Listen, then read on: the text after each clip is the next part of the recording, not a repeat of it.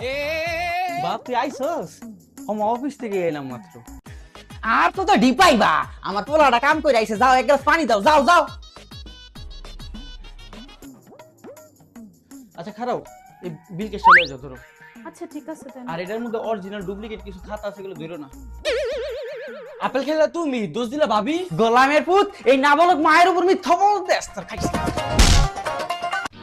লাডি, আমি হইলাম একটা নাবালক শাশুড়ি, কয়ের পরে খাও বুঝি না। তোর বউ আমার যেই জ্বালান জ্বালাই রে বাপ, 3 বেলা খাওন দেয় না ঠিক মতো। তোর বউরে কিছু কইস? এই যে আপনার পানি। তুমি পানিটা নিয়ে রুমে যাও, আমি রুমে আসতেছি, যাও। আচ্ছা।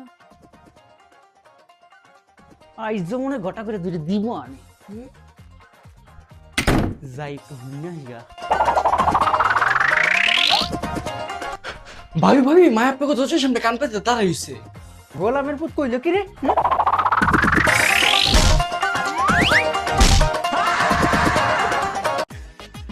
যত পানি নিয়ে আসো, যাও। আচ্ছা আমার পোলারে একজন পর হাত কইরা লেছে, এখনই একটা কাম গটাই যাইব। ও মা গো মা, দেখলানি দেখ তোর বউ আমারে নরম চুপচাপ পাইয়া কি নির্যাতন করে রে বাপ। এমন নাবালক শাশুড়ির লগে এগুলো কেউ করে রে বাবা। আমার হাসপাতালে লয়ে যা, আমার আমাদের আড্ডি মনে ভেঙে গেছে রে, আমি মনে আর বাঁচুন না রে বাবা। মা তুমি দি ইচ্ছা করে পলা, আমি দি দেখলাম।